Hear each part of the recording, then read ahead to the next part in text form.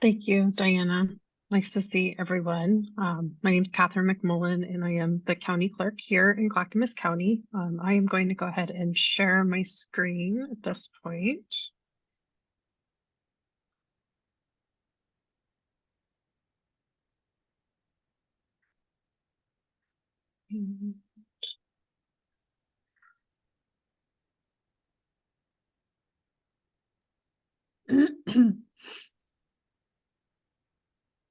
Okay, can you all hear me and see these slides okay? Yes. Okay, great. Thank you. It's a pleasure to speak to you all today, to speak to the Clackamas League of Women Voters. I'm going to speak about election security and then fighting myth and disinformation. As I think most of you know, I am the clerk here in Clackamas County, so I lead our elections recording and records management division. And I want to talk briefly about the importance of upholding our election security, our safety, and our integrity, and how that takes all of us. And I go by these three core principles when I talk about election integrity, that every eligible voter has the resources that they need to vote easily and without hassle, that our elections are safe and secure, they're unbiased, clear, and error-free, and that our elections processes and results are timely, accurate, and trusted. So I think when you take these three together, you can have secure, safe, and elections that are with integrity. In Clackamas County, these are the most up-to-date numbers. We have almost 315,000 registered voters. Of that, more than 1/3, 107,691 are unaffiliated. What unaffiliated means is that they do not belong to a party. They have not affiliated with a party. And as you know, the closed party primaries are coming up, and one of the major challenges with our Oregon party primaries is that if you're not registered as a Democrat or as a Republican, you do not get a partisan candidate on your ballot. And this is something that a lot of voters are unaware of, especially first-time voters. I also have our age breakdown here in the county. As you can see, our highest number of active voters or registered voters is just under 80,000, and those voters are 66 years or older. And you can see the other breakdowns. The areas in red are the voters that we are most concerned about reaching out to. We have our younger voters, our more experienced voters, as well as voters who have not affiliated with a major party and so may be confused about the ballots that they're going to get in the primary. I want to talk briefly about everyone's role in upholding election integrity. As a candidate for office and as a politician, it's important that we're communicating clearly, that we're relying on facts and refraining from fear-mongering tactics or telling lies when we're campaigning. And then as elections administrators, we have to provide that clear and accurate information about each election and make it accessible to all eligible voters. What you have pictured here are some of our temporary and permanent election employees here in Clackamas County, from folks that are running ballots through the scanners to tally them, to picking up official ballot drop sites, to doing customer service. It takes a full team to conduct elections, and one of the most important things that sometimes people forget is that we're all humans doing this work. We all are your neighbors, your community, your family members. We might go to church with you or to book club, but this is one aspect of our lives. We also have election laws, administrative rules and standards that help keep everything in check. We want to make sure that our directions, our rules, and communications are clear. And we have a proud history in Oregon of vote by mail. When all of our paper ballots, we have a paper trail of every cast vote.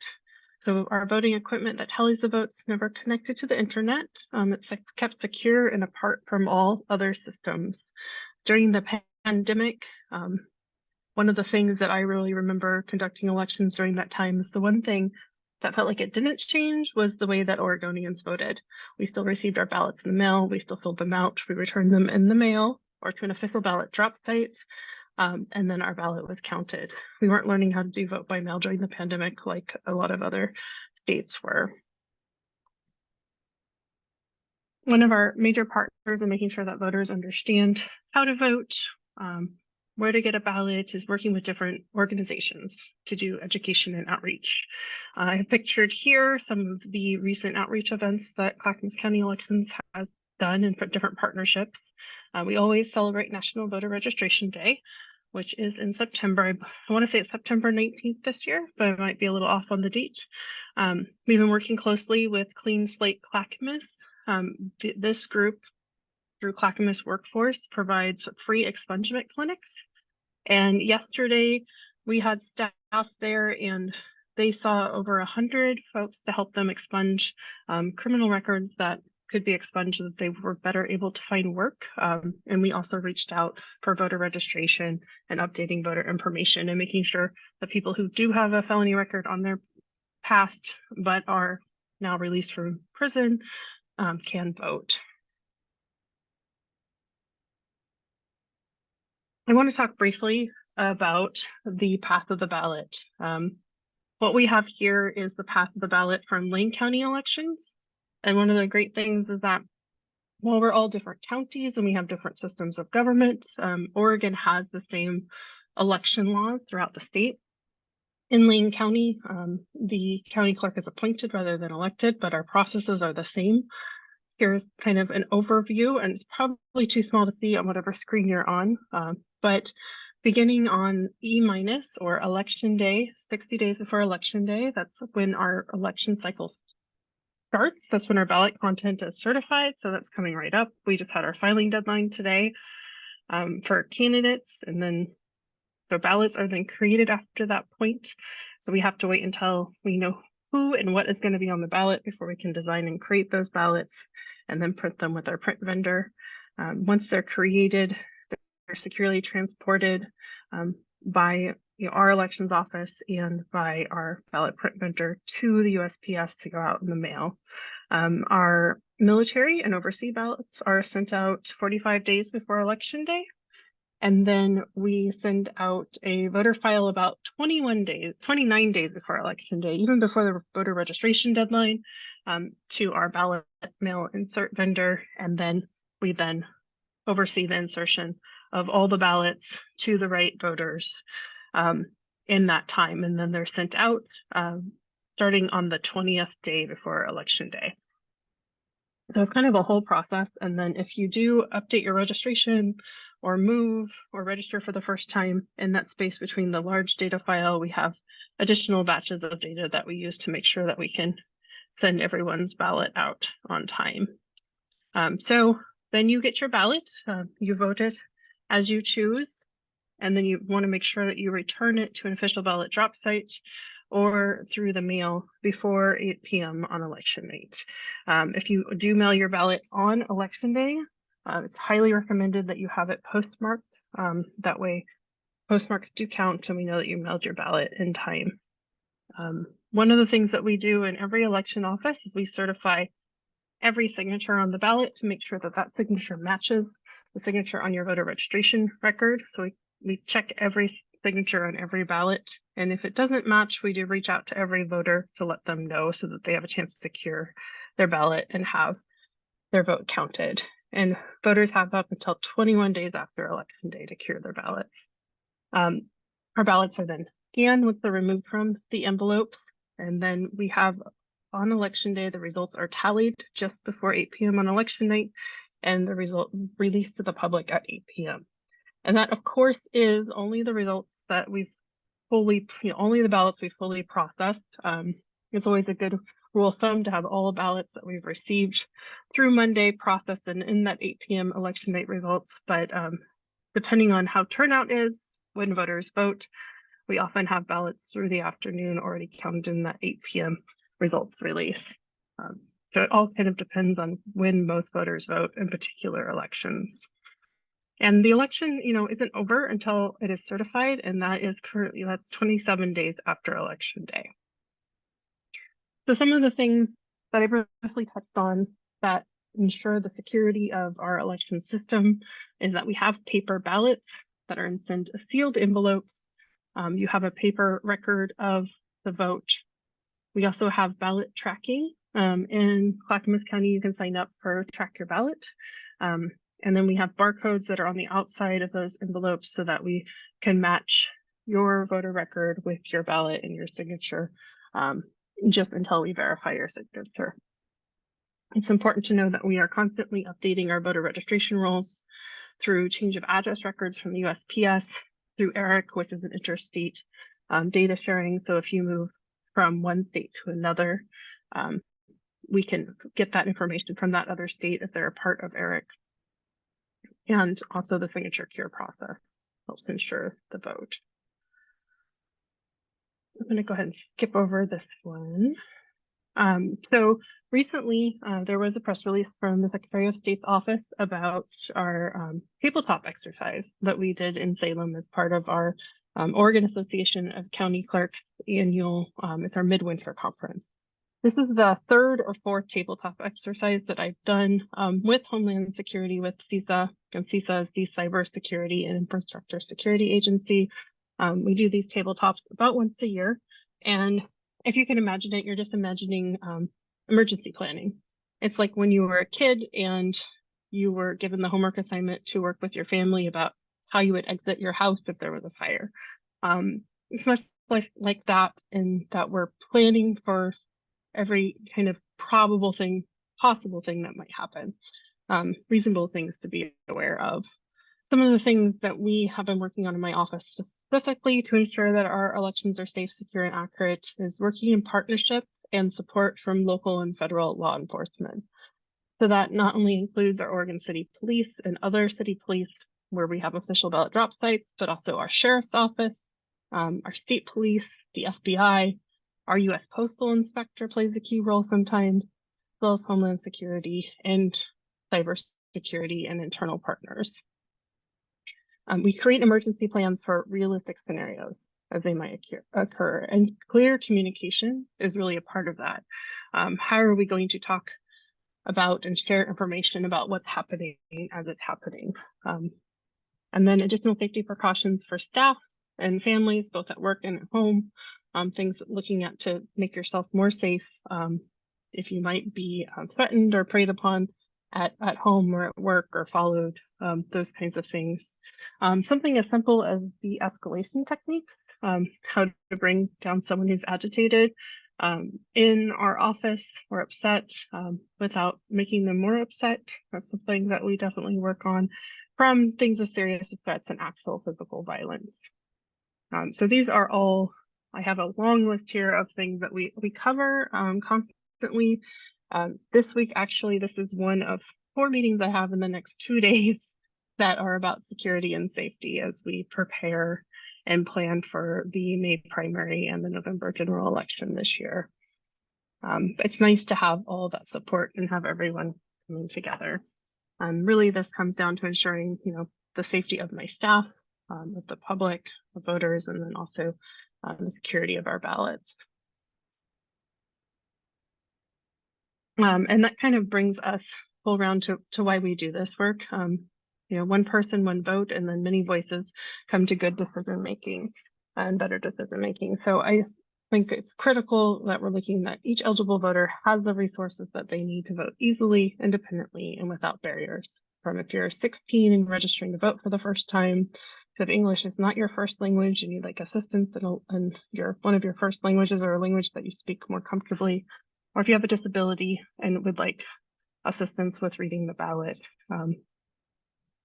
These are all things that we can do to make voting more accessible and make sure that all of our voters are safe when they're in their spaces and when they're exercising their right to vote. So this is the part where I would encourage you to make your own plan to vote. I know I'm speaking to the League of Women Voters, so I'm assuming that you have a plan, but your plan is going to be different than your neighbor's plan or the plan of the person that's to the right of you on your screen. I liken to making a plan to vote as putting on your own oxygen mask first on a plane. So as a parent, they always tell you, put your own oxygen mask on and then put the oxygen mask on of your child or the person that you're caring for. Because if you can't care for yourself, you're not going to be able to care for your child.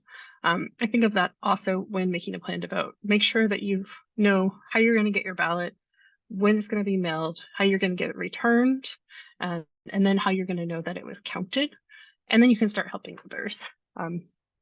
I would encourage you, as part of your plan to vote, to sign up for Track Your Ballot. And you can sign up now by pointing your phone at the screen and using the QR code, or by putting in the link. And Track Your Ballot is a new service that Clackamas County Elections is offering. This will be the second election that it's been available. And you can know that your vote counts because you will get an email, a text, or a phone call whenever your ballot's been mailed to you.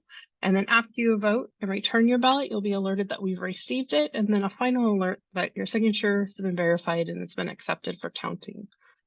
Through this process, your vote remains anonymous and confidential.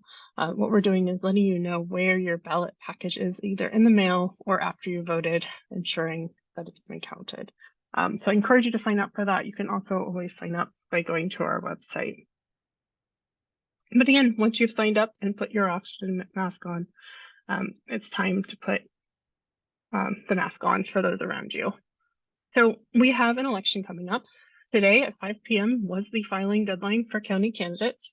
You could take a look at who has filed by going to clackamas.us/elections and going to the May election, and then you can see who's filed. The voters pamphlet deadline isn't until Thursday, and then after that's all put together, it'll be made available to the public. April 30th is an important date. It is the party choice deadline and voter registration deadline for the May closed party primaries. So by April 30th, you have to either affiliate with a major party or register to vote. But however you're set is kind of where it's set in stone. So it's good now to verify that your voter registration is accurate and that you have the party that you think you have and that you want to have. On May 1st, the very next day, we mail ballots to all eligible voters. So right now it's about 315,000. It'll be a little bit more by the time we get to that day. And then election day is May 21st. It looks like September 17th was National Voter Registration Day this year. And then you'll see as we go into November, our voter registration deadline is October 15th, and mail ballots out the next day. So it's going to be a busy year.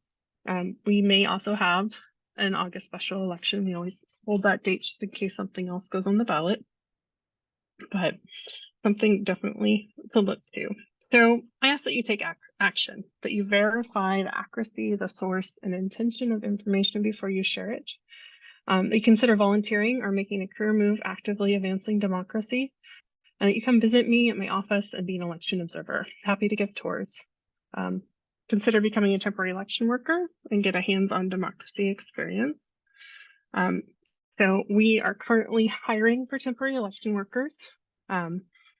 We are always looking for people that can be nonpartisan, fair-minded, and don't mind doing a little tedious work, because a lot of the work is opening ballots and laying them out flat and getting them ready to be scanned. But it's nice to say that you were an active part of conducting the election and being a part of our democracy. So please feel free to apply. So I wanted to talk a little bit about how to spot false information. It's important that whenever you consume news or you consume information on social media, that you think about whether or not the information is accurate, if it's valid. One of the things that I was a librarian for a decade before I worked in elections, and knowing where information comes from is always a good way to know whether or not you might be able to trust that information. Here are a few tips to think of whenever you're consuming news, and especially paying attention to how it makes you feel. You want to be skeptical of the headlines. False news stories, are catchy. They're in all caps. They want to shock you. They want you to click on it. Make sure you're looking closely at the link to see if it's something near a valid news site, or if it's someone's blog post or something intentionally fraudulent. Make sure you investigate that source. Like, where is this information coming from? Look for unusual formatting, if there's misspellings, make sure the dates are accurate. I don't know how many times that I've been, eating breakfast and on my Facebook page, and I think, oh wow, I can't believe this happened. And I go to share it, but then it was news from 2 years ago, and I was like, oh, okay. I guess this isn't news. It's just popping back up again.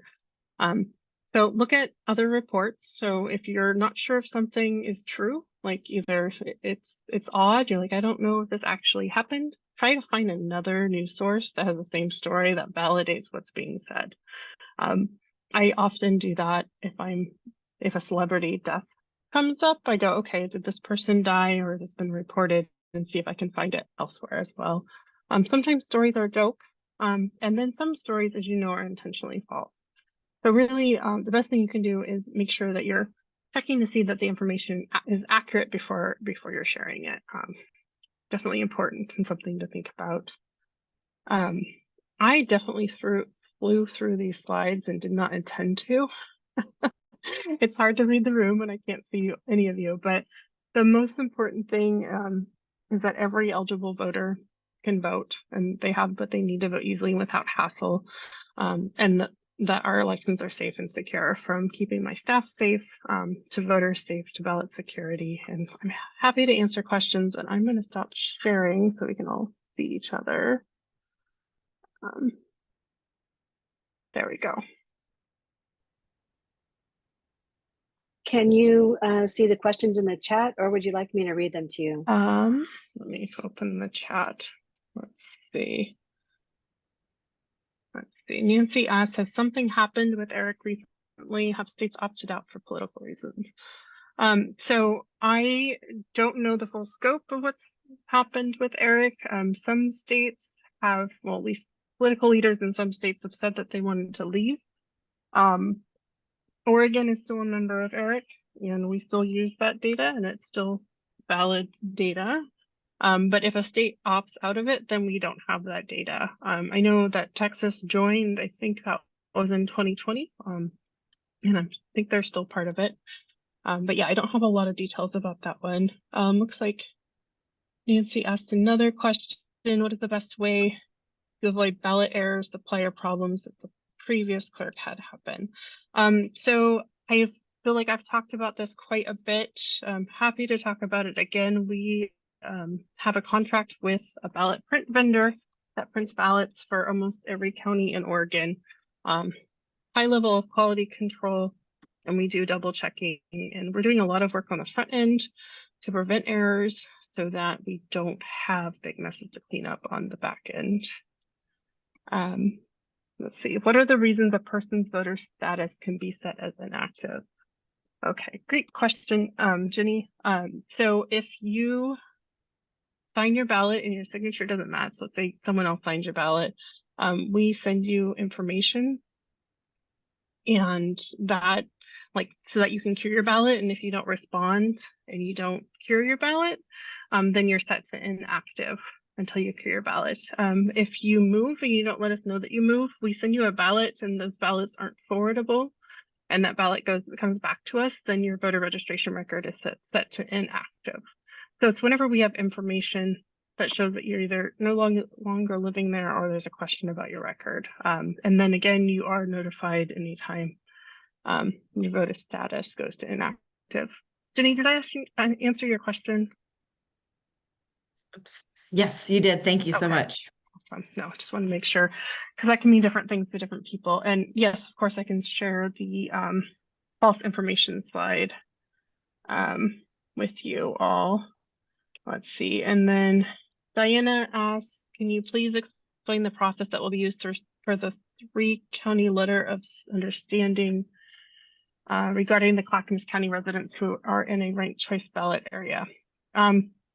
Sure. So I worked with Clackamas, excuse me. I worked with Washington County and Multnomah County elections officials to have a memorandum of understanding. The city of Portland has chosen to use ranked choice voting to elect their elected officials, and ranked choice voting requires a central count. So we have an agreement with Multnomah and Washington County that Multnomah County is where the central count is going to happen. And we've developed an agreement with them. So that agreement has been developed. Was there specific questions you had about that, Diana? I'm sorry, it's hard to answer the question and read it. I'm not sure. Because Didn't you say it was only 400 or so of Clackamas County residents who are in that particular area? So yeah, so we have 616 right now voters that live in Clackamas County that also are in the city of Portland. So the city of Portland just dips into Clackamas County in little pockets. Thank you. That answered my question. Oh, okay.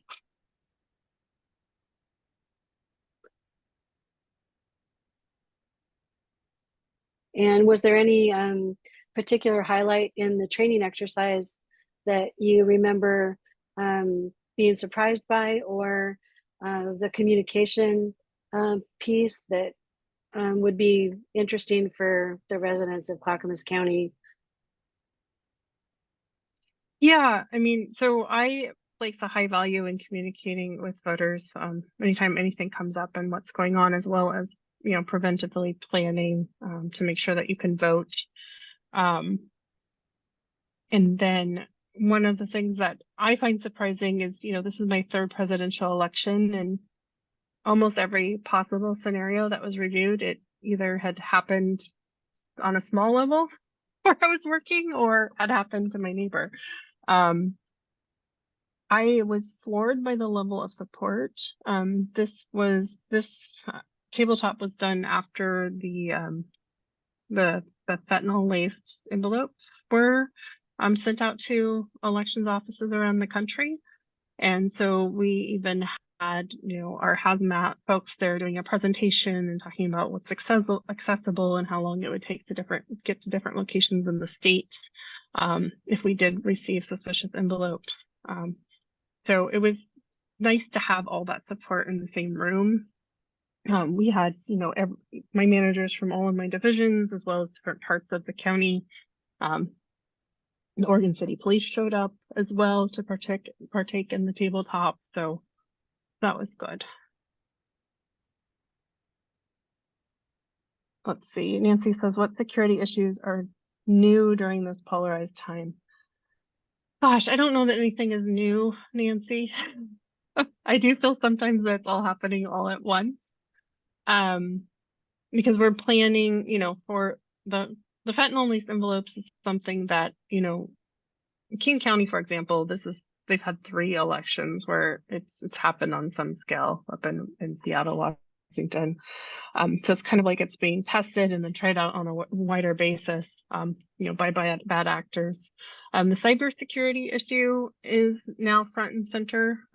As you know, schools to counties have had cybersecurity issues, and not just election specific, but just, can we shut down your system, make it so that you can't use it, demand funds or money, steal data.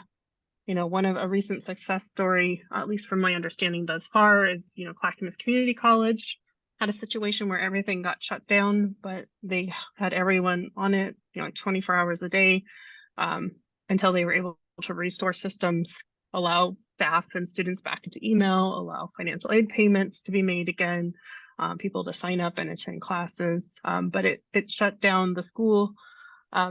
First, there was the ice incident, and then it shut down the school for about another week after that. So it was just a rough January for our neighbors here in Oregon City.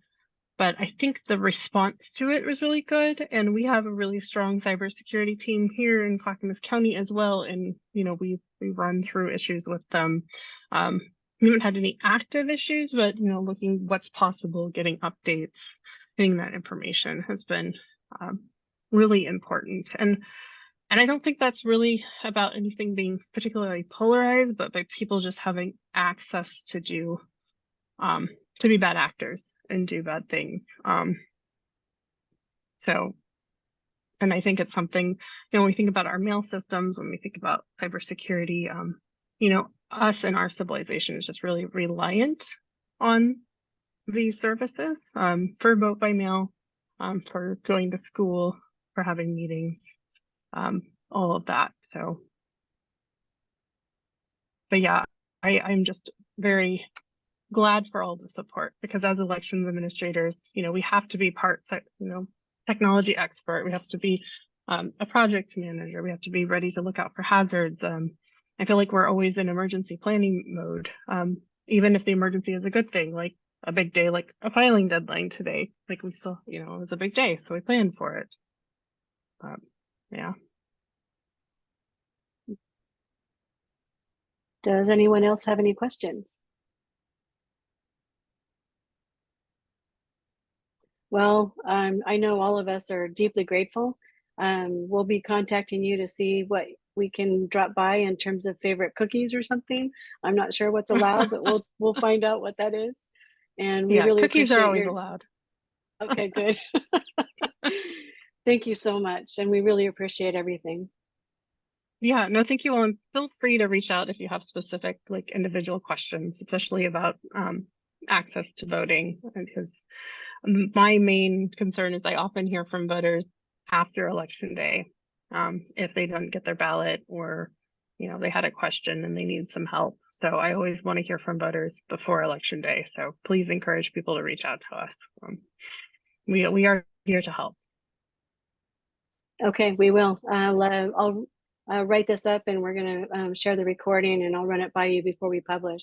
So thank you again Okay. for your time tonight. Yeah, and Diana, should I just email you the presentation so you can see that slide? That'd be fantastic. And then Okay. we can, many people who couldn't come tonight would love that. Okay. That Catherine, sounds great. Catherine, I just wanted to say that I'm very happy that you are in the position you are in. I trust you. I am too, most days. And I'm very happy that you're there. So thank you for being there. Thank you, Mary. I appreciate it. And I would like to acknowledge that the governor of Oregon recognized that Catherine got the biggest applause at a recent meeting.